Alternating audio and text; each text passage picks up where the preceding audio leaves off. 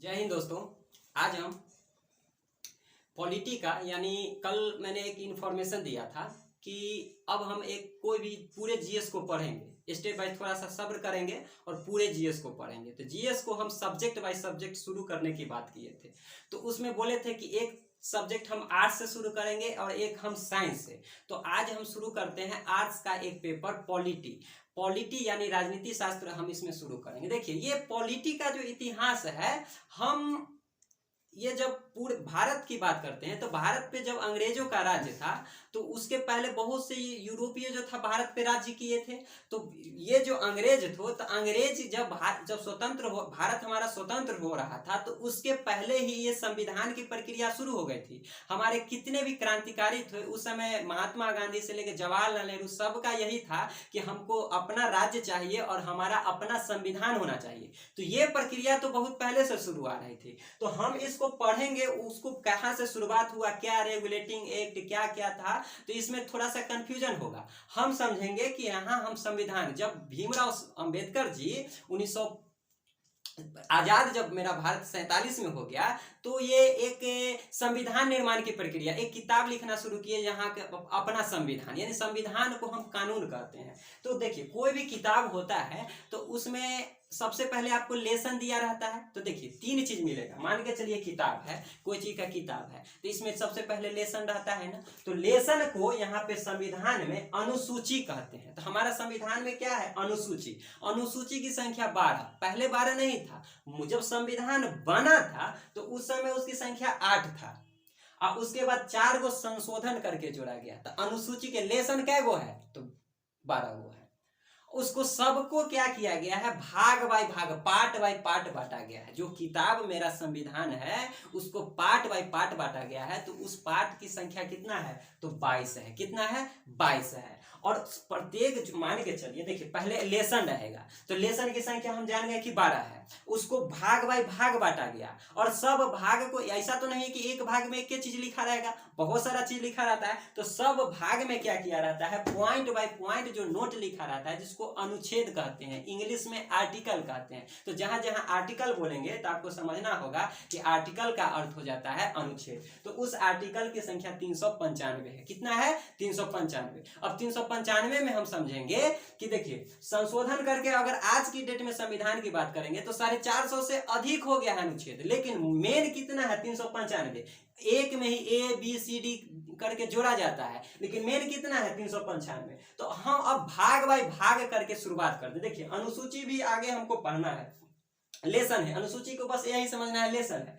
देखिए 22 भाग है, अगर 22 भाग को हम खत्म कर लेंगे तो यहाँ संविधान हमको 90% खत्म हो गया। तो हम 22 भाग को बारी बारी से पढ़ेंगे। तो आज हम शुरुआत करते हैं प्रथम भाग की। तो देखिए 22 भाग है, पूरा संविधान एक किताब है, उसमें एक प्रथम भाग में देखिए मात्र 4 अनुच्छेद। देखिए सब भाग में कुछ ना कुछ अनुच्छेद होगा, तो प्रथम भाग में कितना अनुच्छेद है, तो भाग 1 में 4 अनुच्छेद है, यानी 1 से लेकर 4 तक की जो चर्चा किया गया है हमारे संविधान के भाग 1 में। इसमें क्या चर्चा किया गया है कि भारत संघ एवं इसका क्षेत्र, कि भारत एक संघ है, भारत एक क्या है, संघ है, और इसका क्षेत्र जो है इसकी चर्चा किया गया है भाग 1 में। और इसमें बोला गया है कि भाग 1 में कई अनुच्छेद, तो 4 अनुच्छेद। तो ये चारों अनुच्छेद को हम खत्म कर लेते हैं, आराम से समझेंगे। देखिए अनुच्छेद 1 में 3 बात कहा गया। देखिए अनुच्छेद 1 के 1 में कहा गया है कि भारत अर्थात इंडिया क्या है, राज्यों का संघ होगा। हमारा देश भारत है,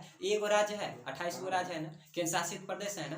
तो ये सब बहुत सारा राज्य जब मिलता है तो एक देश बनता है। तो हमारा जो पूरा भारत है एक राज्यों का क्या है, संघ है। अब इसी को समझना है, संघ को बोलते हैं यूनियन। देखिए संघ क्या है, यूनियन। अब हमको समझना है कि यूनियन में अब हम क्या समझेंगे कि यूनियन, देखिए संघ जो होता है ना, संघ का 2 मीनिंग होता है, एक होता है फेडरेशन और एक होता है यूनियन। एक होता है फेडरेशन, एक होता है यूनियन। देखिए फेडरेशन को भी हिंदी में संघ बोलते हैं और यूनियन को भी बोलते हैं संघ। लेकिन हमारा भारत कैसे राज्यों का संघ है, तो यूनियन है। क्या होता है फेडरेशन और क्या होता है यूनियन, अब हम समझेंगे। देखिए फेडरेशन का अर्थ जो होता है, फेडरेशन का सबसे बड़ा अवगुण क्या है कि इसमें जो भी राज्य होते हैं उनका अपना अलग अलग अधिकार होता है, और वो अधिकार इतना होता है कि जब चाहेंगे उस देश से अलग हो जाएंगे। क्या होता जब अगर भारत में फेडरेशन होता तो बिहार है, झारखंड है, तो इसका अपना अधिकार होता, जब चाहता तो भारत से कहता कि नहीं हम आप में नहीं रहेंगे, अलग हो सकता है। लेकिन ऐसा नहीं होता है। फेडरेशन में ऐसा है कि फेडरेशन में शक्ति दिया गया है, राज्यों का अपना अधिकार होता है कि वो क्या करता है, देश से अलग हो सकता है। लेकिन जो यूनियन जो होता है, यूनियन हमारा भारत इसका एक उदाहरण है। भारत यूनियन में एक सबसे बड़ा गुण है कि कोई भी राज्य जो है अलग अलग, अगर आप भारत में शामिल हो गए हैं तो आप अलग अलग नहीं हो सकते हैं। दूसरा जो है बोला गया है कि जो देश भारत है, विभिन्न राज्यों का संघ है, वो किसी समझौते का परिणाम नहीं है। अगर बिहार है, झारखंड है, हिमाचल प्रदेश है, ये किसी अपने एक दूसरे से भारत से समझौता नहीं किया है, ये किसी कॉन्ट्रैक्ट का परिणाम नहीं है, इसको समझना है। भारत एक में कहा गया है कि भारत अर्थात इंडिया जो है राज्यों का संघ है, और राज्यों का संघ में क्या है, यूनियन है। और यूनियन का क्या गुण है कि इसमें राज्य अलग अलग नहीं हो सकता है, और ये किसी कॉन्ट्रैक्ट यानी अनुबंध का परिणाम नहीं है। लेकिन अमेरिका में क्या है, फेडरेशन है, इसको भी हिंदी में संघ बोलेंगे, जिसका गुण क्या है कि ये राज्य की एक शक्ति होता है कि वो अलग अलग हो सकता है। दूसरा बात इसमें कहा गया है, अनुच्छेद 1 में ही दूसरा बात कहा गया है कि अब 1 में तो बोला गया कि राज्य एवं इसके क्षेत्र से है, तो कौन कौन राज्य आएगा, तो दूसरा में यह कहा गया है कि राज्य एवं क्षेत्र से है जो पहली अनुसूची में है। देखिए अनुसूची की संख्या 12 है, तो पहली अनुसूची में यह बोला गया है कि भारत में कौन कौन क्षेत्र होगा, और कौन कौन क्षेत्र होगा तो देखिए भारत में 3 प्रकार के क्षेत्र होंगे, एक राज्य होंगे, एक संघ होंगे, एक अर्जित क्षेत्र होंगे। राज्य तो आप लोग देख रहे हैं बिहार, झारखंड, ये सब क्या है, राज्य है। संघ जिसको हम केंद्र शासित प्रदेश बोलते हैं। और तीसरा बोला गया अर्जित, अगर कोई भारत जो है अगर किसी दूसरे से अर्जित किया हुआ क्षेत्र रहता है उसको भी हम भारतीय क्षेत्र में हम कह सकते हैं। और अर्जित कितना तरीका से हो सकता है, 2 तरीका से, या तो वो हम किसी से संधि करके विलय कर सकते हैं, या दूसरे देश से हम क्या कर सकते हैं, जीत सकते हैं। अगर दूसरे क्षेत्र से अगर हम लोग जीत लिए हैं तो वो भी अर्जित किया गया क्षेत्र कहलाएगा। अगर विलय कर दिया गया, संधि कर लिया गया, उसको ही हम अर्जित कहेंगे। तो देखिए अनुच्छेद 1 में कहा गया है कि भारत राज्यों का संघ होगा, और इसी में कहा गया है कि भारत राज्यों का संघ होगा तो इसमें कौन कौन क्षेत्र शामिल होगा, तो 2 में कहा गया कौन कौन क्षेत्र शामिल होगा, और इसी के तीसरे में कहा गया कि शामिल होगा तो 3 में कौन कौन शामिल हुआ, तो एक राज्य शामिल हुआ, एक संघ शामिल हुआ, एक अर्जित किया गया क्षेत्र शामिल हुआ, और जो यूनियन टेरिटरी जिसको हम संघ शासित प्रदेश कहते हैं उसका कार्यभार जो राष्ट्रपति जी संभालते हैं, और राष्ट्रपति जी अपने द्वारा नियुक्त प्रशासक को भेजते हैं कि संघ शासित प्रदेश, केंद्र शासित प्रदेश में अपना क्या करे, प्रशासन को चलाए। अनुच्छेद 2 में देखिए इसको समझना है, अनुच्छेद 2 में कहा गया है कि संसद, देखिए संसद में राज्यसभा और लोकसभा आ जाता है, यानी कि जो केंद्र में बैठा हुआ है। संसद को यह अधिकार दिया गया है कि कोई भी विदेशी राज्य यानी नया राज्य को अपने में मिला सकता है, कोई भी विधि द्वारा जीत के, जैसे विलय करके अपने राज्यों को में क्या कर सकता है, मिला सकता है। कितना बढ़िया बात यहाँ किया गया है। संसद को पहले अधिकार दिया गया आर्टिकल 2 यानी अनुच्छेद 2 के तहत कि कोई भी विदेशी राज्य को मार धार के क्या करो, अपने में मिला लो, नए राज्यों का गठन कर लो, ये अनुच्छेद 2 में कहा गया है। लेकिन इसके लिए आपको पहले राष्ट्रपति जी को सूचना देना होगा, उनसे पूर्व अनुमति लेना होगा, ये अनुच्छेद 2 में कहा गया है। और जब किसी विदेशी राज्य को जब मिला लो तो उसके लिए उसके बाद आर्टिकल 3 बनता है, अनुच्छेद 3 बनता है। अब देखिए इसका उदाहरण आप समझिए कि आर्टिकल 2 में कहा गया है कि विदेशी राज्य को अपने में मिलाओ। इसका उदाहरण सिक्किम का नाम सुने होंगे, जो अपने भारत का देश है, वो पहले भारत में नहीं था, वो एक अलग था, एक विदेशी राज्य था, विदेशी था, भारत में था नहीं।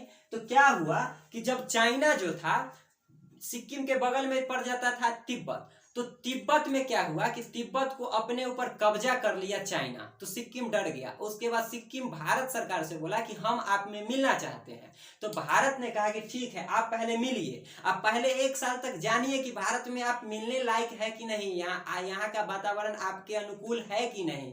तो एक संवैधानिक संशोधन, संविधान में संशोधन किया गया 1974 ईस्वी में, जिसको 35वां संवैधानिक संशोधन कहते हैं। पहले सिक्किम को पूर्ण राज्य का दर्जा नहीं मिला, सह राज्य का दर्जा मिला।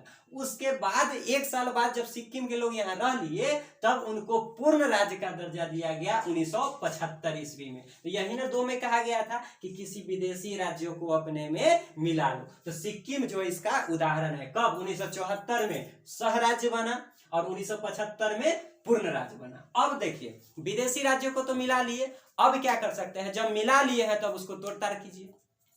इसका मतलब समझिए, अनुच्छेद 2 के तहत जब मिला लिए तो अनुच्छेद 3 के तहत संसद को यह अधिकार दिया गया है कि कोई अगर बड़ा राज्य है, अगर बड़ा राज्य को क्या कर सकते हैं? उसको तोड़ के 2 छोटे छोटे राज्यों में बना सकते हैं, या फिर कोई 2 छोटा छोटा राज्य है उसको मिला के एक बड़ा राज्य बना सकते हैं। और जब राज्य बना सकते हैं, तोड़ फोड़ कर सकते हैं, तो उसके नाम में परिवर्तन कर सकते हैं। ये शक्ति संसद को दिया गया है। लेकिन ये भी करने से पहले आपको राष्ट्रपति जी का अनुमति लेना होगा। उसकी अनुमति के बाद ही आप ऐसा कर सकते हैं। तो देखिए अनुच्छेद 3 के तहत क्या कहा गया था कि किसी राज्य के सीमा में परिवर्तन कर सकते हैं, तोड़ सकते हैं, जोड़ सकते हैं, नाम में परिवर्तन कर सकते हैं। देखिए उदाहरण क्या समझेंगे कि मान के चलिए ए बी कोई एक राज्य था, बड़ा राज्य है, इसको छोटा करके A+B यानी ए को अलग बना दिए, बी को अलग बना दिए। दूसरा क्या कर सकते हैं कि ए अलग राज्य था छोटा, बी अलग राज्य छोटा था, तो चाहेंगे तो इसको AB एक बड़ा राज्य बना सकते हैं। अब इसका उदाहरण समझिए, 2000 ईस्वी में 3 राज्य भारत का एक अलग अलग हुआ था। देखिए 1 नवंबर 2000 की बात है, मध्य प्रदेश से छत्तीसगढ़ अलग हुआ था। 9 नवंबर 2000 को उत्तर प्रदेश से उत्तराखंड, उस समय इसका नाम उत्तरांचल था, यो अलग हुआ था। और 15 नवंबर 2000 को बिहार से झारखंड। ये देखिए 2000 में 3 को अलग हुआ ना, तो ये शक्ति किसको था? अनुच्छेद 3 के तहत दिया गया था कि बड़ा राज्य है तो उसको छोटा कर सकते हैं। कौन कर सकता है? संसद। किसके सिफारिश पे? तो राष्ट्रपति जी के सिफारिश पे। और इसमें बोला गया था कि नाम में परिवर्तन कर सकते हैं। तो पहले उत्तरांचल था, उत्तराखंड कैसे हो गया? कौन किया? तो संसद किया। संसद जो करते हैं 2007 में उत्तराखंड का नाम उत्तरांचल से उत्तराखंड पड़ा था। अब देखिए, अब ये जो VVI है यहां समझना है। नोट में 3 बात समझिए कि मान के चलिए क्या होगा जब, जैसे कि अपना बिहार है तो संसद का इच्छा हुआ संसद का कि हम बिहार को अलग करके 2 अलग अलग राज्य में बना सकते हैं।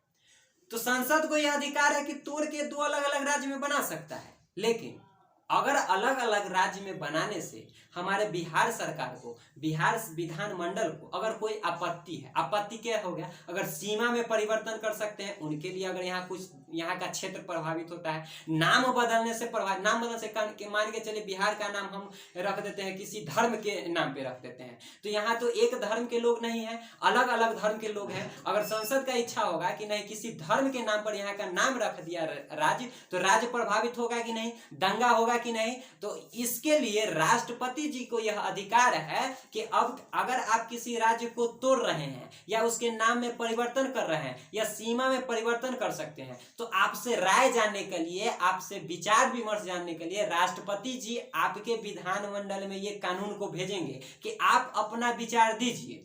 तो अब इसमें भी कंडीशन है, आपको विचार देने के लिए राष्ट्रपति जी आपको देंगे, लेकिन एक निश्चित समय सीमा के अंदर आप अपना राय कहाँ है, संसद को भेजिएगा। लेकिन इसमें भी कंडीशन है कि अगर आप जो राय भेजे हैं संसद के पास यानी राष्ट्रपति जी के पास, तो आपकी राय को मानने के लिए न ही संसद और न ही राष्ट्रपति जी बाध्य हैं। वो एक बाध्य नहीं है आपके राय जानने के लिए, बस आपका राय जानने के लिए आपके विधानमंडल, आपके राज्य में भेजा गया था, लेकिन उस राय को मानने के लिए संसद बाध्य नहीं है।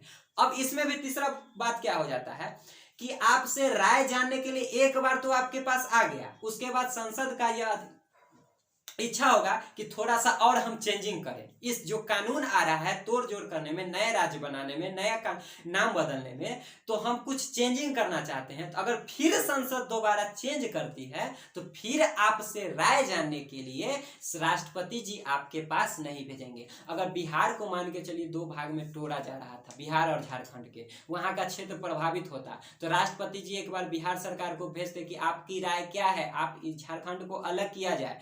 तो आप अगर इच्छा इनका न भी होता कि नहीं यहाँ का क्षेत्र मेरा प्रभावित होगा, फिर भी देखिए झारखंड अलग हुआ कि नहीं, आपकी राय जानने के लिए राष्ट्रपति जी बाध्य नहीं थे।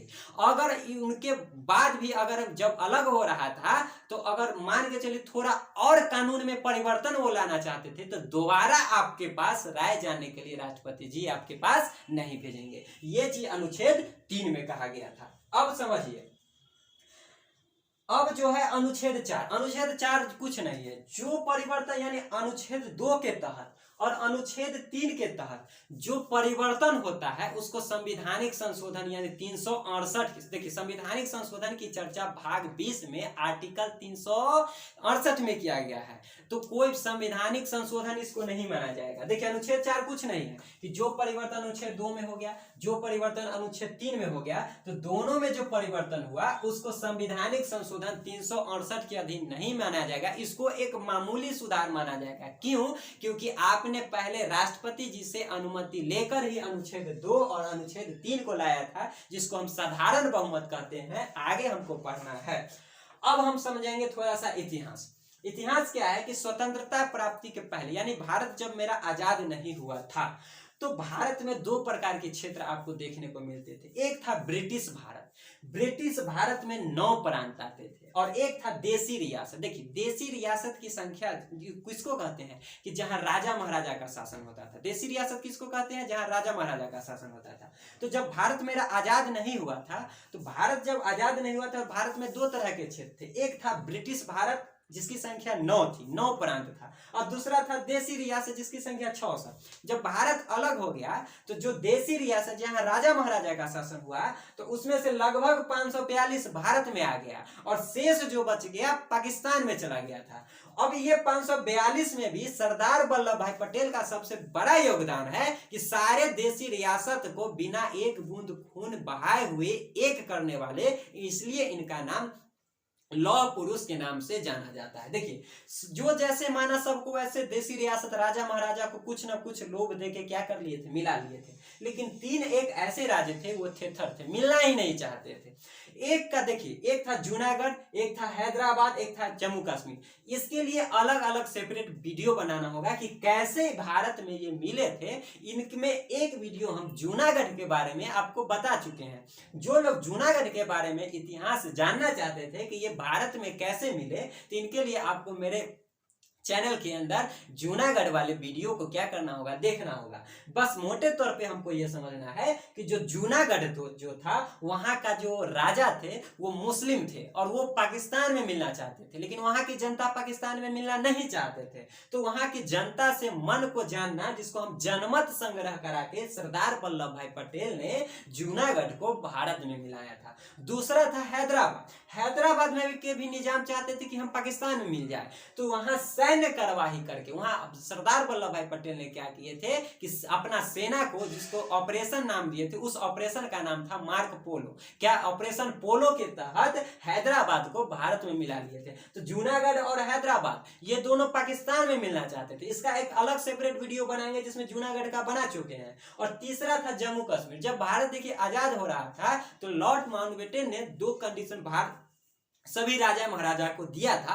ये बोले थे कि अगर आप पाकिस्तान में मिलना चाहते हैं तो पाकिस्तान में मिल जाइए, भारत में रहना चाहते हैं तो भारत में, और नहीं तो अलग रहना चाहते हैं तो अलग भी रह सकते हैं। तो ये जूनागढ़ और हैदराबाद जो था पाकिस्तान में मिलना चाहता था, लेकिन जम्मू कश्मीर के जो राजा हरि सिंह जी थे वो नहीं भारत में मिलना चाहते थे नहीं पाकिस्तान में। लेकिन पाकिस्तान ने अचानक जम्मू कश्मीर पे हमला कर दिया और उस हमले के डर से वो अपना मदद मांगे थे जवाहरलाल नेहरू के पास। तो जवाहरलाल नेहरू ने पहले विलय पत्र करवा के पहले उनको क्या किए, जम्मू कश्मीर को अपने राज्य में मिलाए, तब हमारा वो भारत क्या बना था, भारत का अंग बना था। तो ये था 3। अब जब ये स्वतंत्रता प्राप्ति की पहले की कहानी है। अब जब स्वतंत्र हो गया भारत तो स्वतंत्रता प्राप्ति के बाद भारत को 4 श्रेणी में बांटा। भारत के राज्यों को 4 श्रेणी में, A, B, C, D, इसी को कहते हैं क, ख, ग, घ।